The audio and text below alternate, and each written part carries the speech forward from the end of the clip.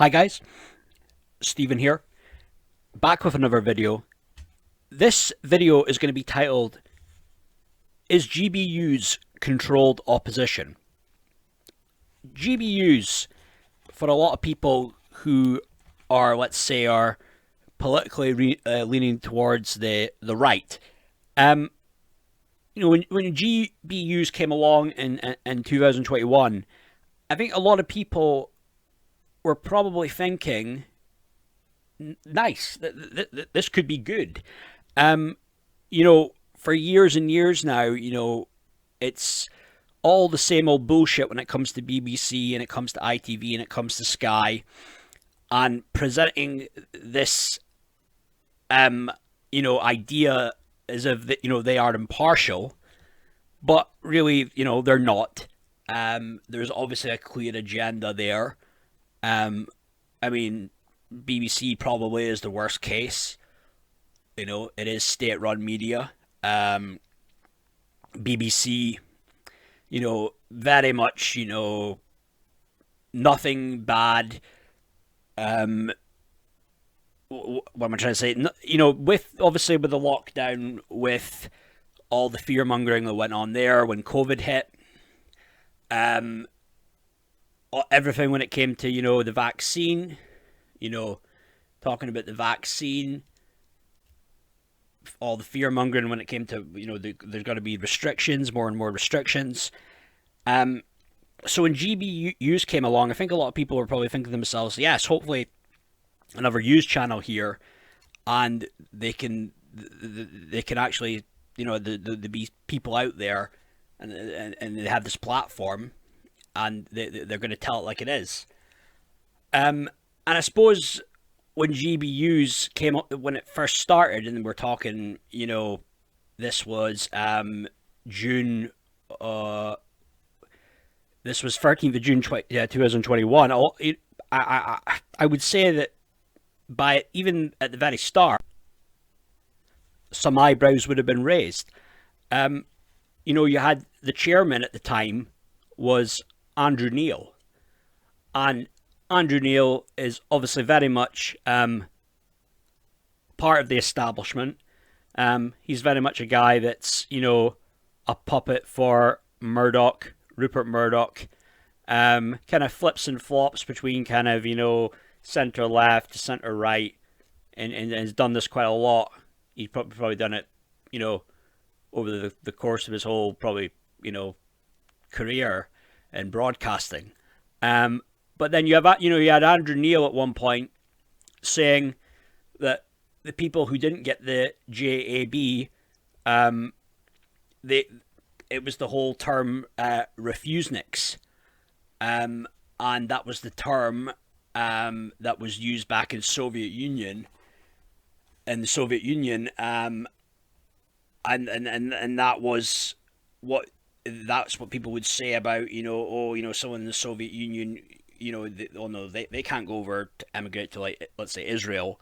That was the talking, using a same term going back to that time, with the Soviet Union, with communism, and comparing people who refused to get the JAB, calling them refuseniks. I mean, come on, and this is the guy. It's going to be like the chairman for like a right wing light show it's going to be all about free speech.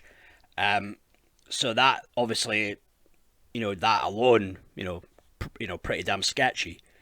Andrew Neal didn't last long though. Andrew Neal wasn't around for that long, really. I think Andrew, I think he was only there probably about 4 or 5 months. I mean, not that long, really. And then you got Dan Wooten, the guy who's kind of like the front man now for GBUs. Dan Wooten, a guy, didn't know him to be very political before this. Was kind of like a more showbiz gossip type writer. Dan Wooten. I'm not sure about Dan Wooten, to be honest with you. Dan Wooten, there's some controversy there with Dan Wooten, going back to the whole Caroline Flack stuff. there was a lot of tweets there. Him very critical of Caroline Flack. This is obviously before the thing of when she committed suicide. But then later on, he kind of jumped on that kind of be kind bandwagon after what happened to her.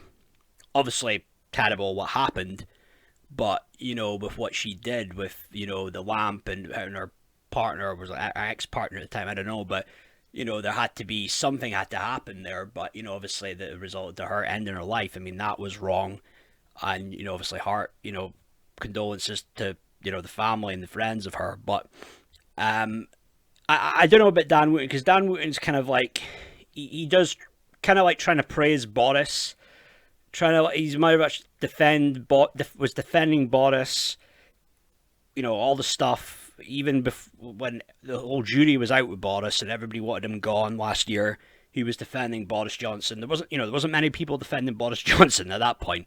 I think you had him, you had Jacob Rees-Mogg, and you had, I think it was Nadine Dorris. Like, that was literally the only three people, I think. But one thing with Dan Wooten, I'll give him credit though. He seems to understand about Scottish politics more than I'd have thought. He does, make a lot of good points when it comes to Sturgeon, and it was calling out her bullshit. So I do give him credit there, but I'm still a little bit unsure about him though. But the thing is, with this controlled opposition, there's going to be there's people when you think they're on your side, and then they let you down. And there's been a few people, because I initially did follow a few people in GBUs thinking, oh no, they're one of the good guys. They're on our team.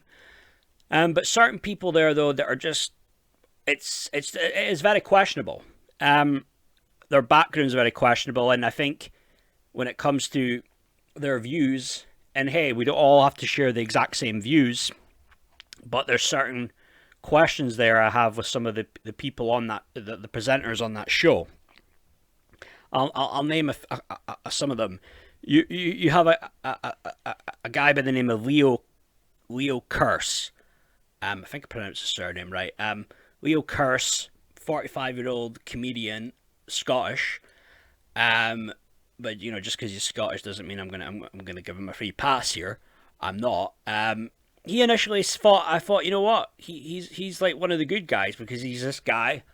He's like, he's a comedian, and he's speaking about how, I've been cancelled. I've been cancelled in Scotland here. It's all the SNP on all the comedy clubs and whatever. And, this is a little bit of a stretch and a bit of an exaggeration. Maybe like one guy that was like an MP for the SNP party, owns a comedy club and he didn't want him to perform there. So saying that they own all the nightclubs is a bit of an exaggeration, but I get it. When you're telling jokes, all the time you exaggerate. But he's a guy, though, okay, it's one thing when you've got Leo saying all the stuff about, pronouns and, going too far with using pronouns and the whole being critical of the radical trans movement and, shitting on the Labour Party and all that good stuff. But then there's certain things about him, and I did have some doubts about him for a little bit now. I've had my doubts about him, but one thing, and I saw it earlier on today, and there was talking about something to do with the vaccine and COVID, something to do with COVID, and then he was talking about how well the UK did with the vaccine rollout, and that's one thing when I was thinking, when you're talking about like the establishment and how well of a job the establishment did with this vaccine rollout, when it was all people like Hancock, they were all behind this thing with the PPE contracts that he gave to his family members and his pals, and then for him to talk about a vaccine rollout, how great it was, how it was so done quickly, and so it was so effective how we did it with the rollout. So he's definitely one that I'm like, no, I haven't got time for you anymore.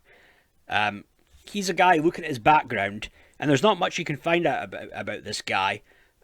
He was a deputy intelligence manager for 8 years. There you go. And does maybe some work where he's maybe done jokes when he hasn't appeared on the show, but when it was Mock the Week and other TV shows like that, he's He's been a writer in those shows, but just the guy that literally has just come out of nowhere and working. He was in deputy intelligence, so I don't know, just something a bit fishy there with him. Another presenter, Nana Akua. Nana Akua, she worked in the department, with I guess not in, but she was work alongside with the Department of Health and Social Care when it came to ethnic minorities and trying to get them to one of the ethnic minorities groups to get the vaccine. And she's another one that's going to be that oh, we think they're all on our side, they're for free speech, they're going to tell it like it is. But I mean, this is another thing with the government, with the whole ethnic minorities, and it just shows you how kind of like condescending they are, and like how racist they are as well. Because there was all this sort of bullshit that was coming out, and it was the mainstream media reporting on it. It was the mainstream media saying that actually ethnic minorities are more likely to get the vaccine. Sorry, more likely to get COVID. And I'm thinking, well, that's weird. I didn't think skin color had anything to do with whether you could potentially get COVID or not. And it's just this dumb, patronizing shite that comes out, and people are just, they expect us just to happily accept this shit.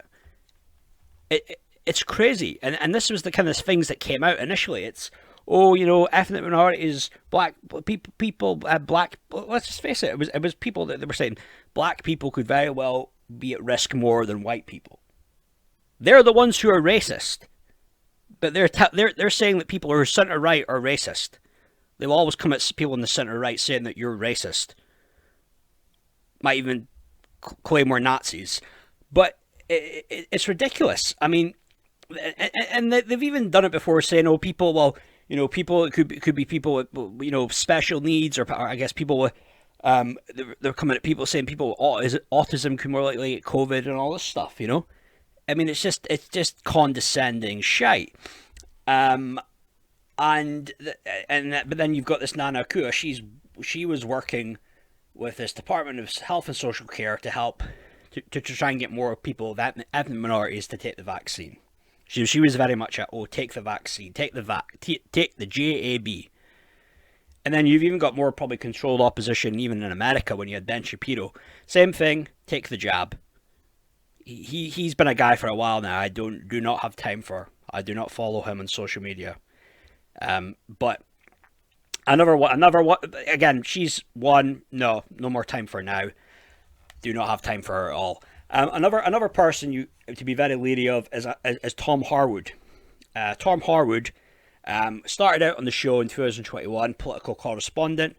Worked his way up though, so it was just earlier. I think it was just recently, just this start of the month, is now the deputy political editor for GBUs. Tom Harwood made an appearance. It was just I think it was the end of last month on Question Time. I was saying he was making a very lot of good points, and I was thinking, yeah, you go, Tom, you tell it like it is. But he's another one though. He is another one that I'm sorry to say it, will let you down. Tom Harwood in his speech on Question Time was kind of like talking as if he could relate to like the working class. And I think he grew up in Durham, so you could have that argument that, I grew up in Durham, I can relate to everyday people. But this is a guy, Tom Harwood, went to Cambridge University. And it's not just that about university. You could go to Oxford, Cambridge, become very successful in life, with career in politics and business, like whatever. But Tom Harwood, though, when it came to the when it came to COVID, and when it came to lockdowns and vaccine, this is what Tom Harwood had to say about Matt Hancock. He said, one of the most competent ministers through COVID, Hancock really got the need to go big and early on vaccine procurement and understood the effectiveness of lockdowns. So that right then and there, like if you're someone who follows Tim Harwood, I seriously, any other tweets that he sense, as clickbaity as they might be, and you get it from people who let you down, but then they'll come at something very well carefully worded, and you think this tweet, oh yeah, yeah, good point there, I like it. But he's a one. Don't bite though. Don't bite with him, because again, you're praising Hancock, the effectiveness of lockdowns, and then of course the JAB. So no, he's not a good guy. And again, this goes to the point. This is why I did the video. I mean, really, it's controlled opposition. This is how I see it: controlled opposition. And with this, going back to the JAB, you had the guy Mark Stein that Ofcom made it a point to get him kicked off the show. And there was some comment I think he made, it might have been a month or 2 months ago. I think it was something to do with like, oh, the jabby jab or something that he had said. And that was enough Ofcom had enough at that point. That's it. Now, we don't want him on the show. And I mean, and there's the whole thing now with Ofcom that they're giving mandatory training. This is Alan McCormick that said all staff will have mandatory Ofcom training. So this is now something you've got to look out for now with GBUs, because there will be certain things, certain topics, they won't go there. They will not be going there. You had I mean, there's some good people though on the show. I'm not going to like crap on everybody on that show. I think Calvin Robinson, he's one of the good guys. I like Calvin.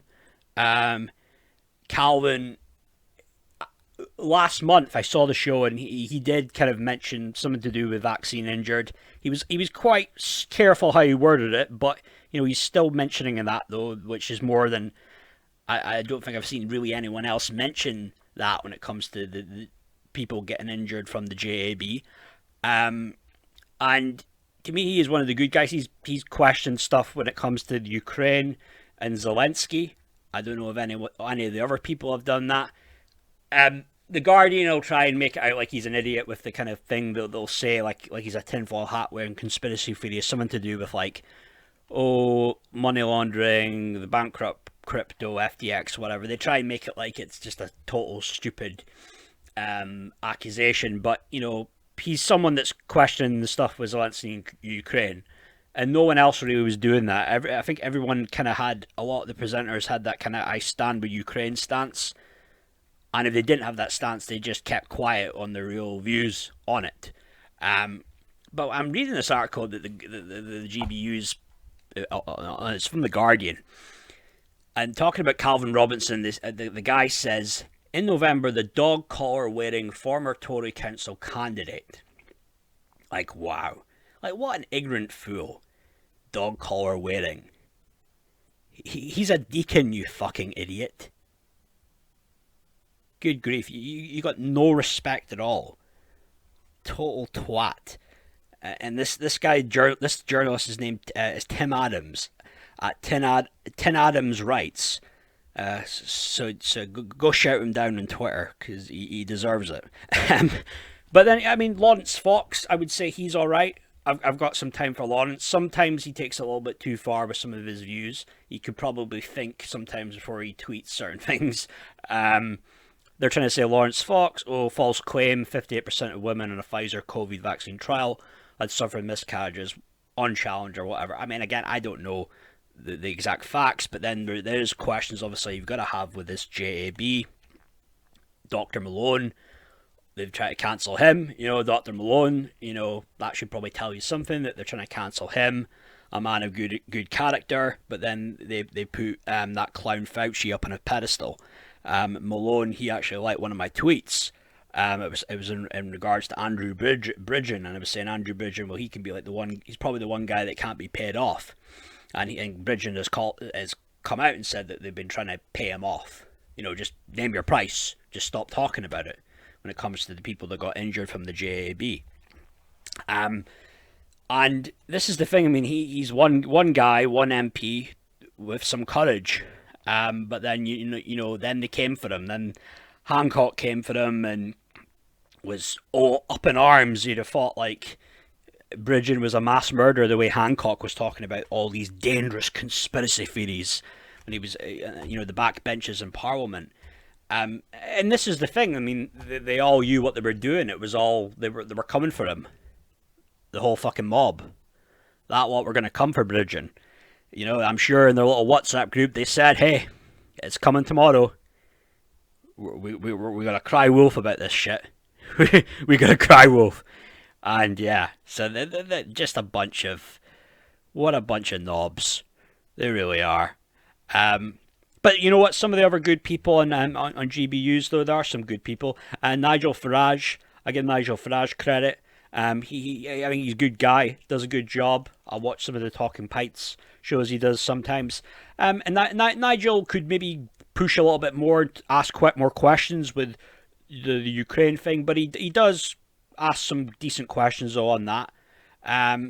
You've got Neal Oliver. Neal Oliver, I think's a good guy. I've always kind of liked Neal Oliver. Had time for him.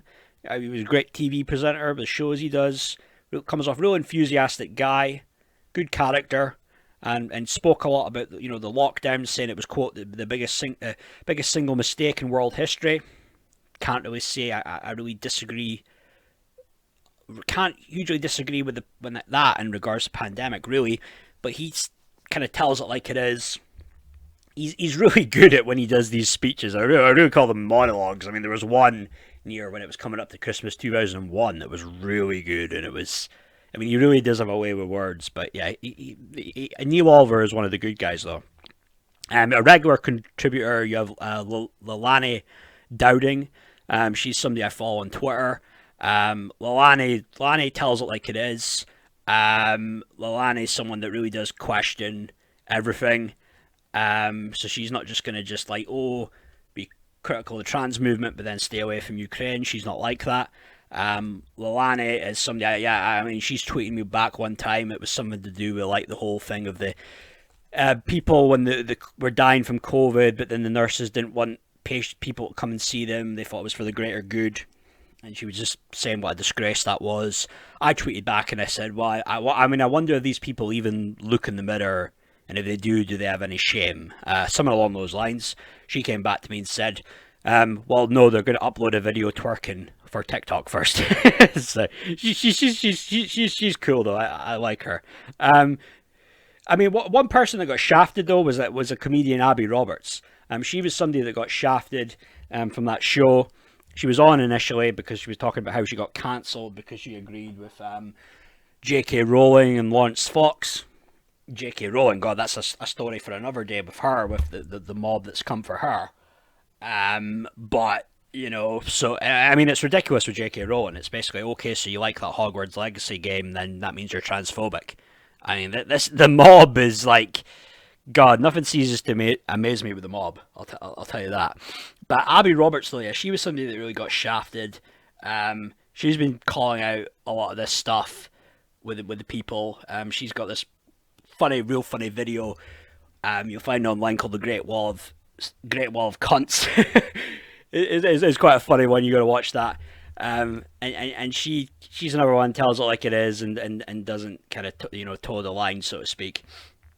But this is the thing. It's just this controlled opposition, and I in a weird way, I'd actually prefer it being more up front. That it was like people you disagree with, as opposed to people that are pretending that they're on your side and then really they're not, and really they're just selling out for the money.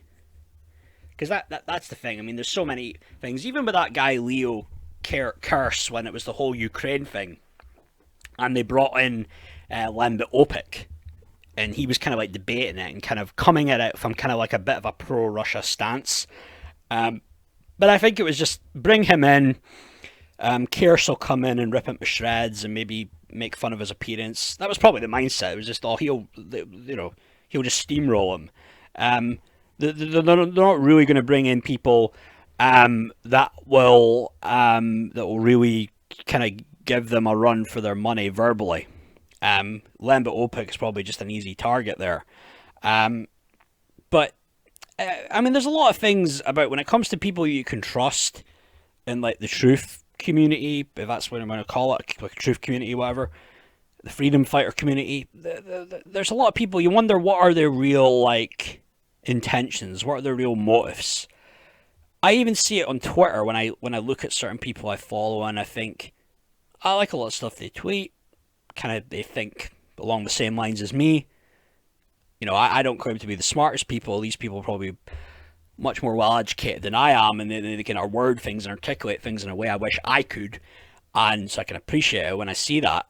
But then at the same time, I think to myself, do they just know what they're doing a lot of the time when they word things, and it can be like, it's like, like a three lines, like a sentence, then a space, then another space. It's like all very like they kind of know to like. I don't want to say like it's like playing the game, but they kind of know that if they word things a certain way, there's a better chance they'll get picked up by the algorithm though on Twitter. That's how I feel anyway. But I mean, there is people that will let you down though, and I do feel with this GBUs, unfortunately, there is really just it's controlled opposition. It's good. I thought it would be great. Yes, brilliant. I'm sick of hearing about. I'm sick of watching the bullshit on BBC News when it came to the lockdown and all the fear mongering.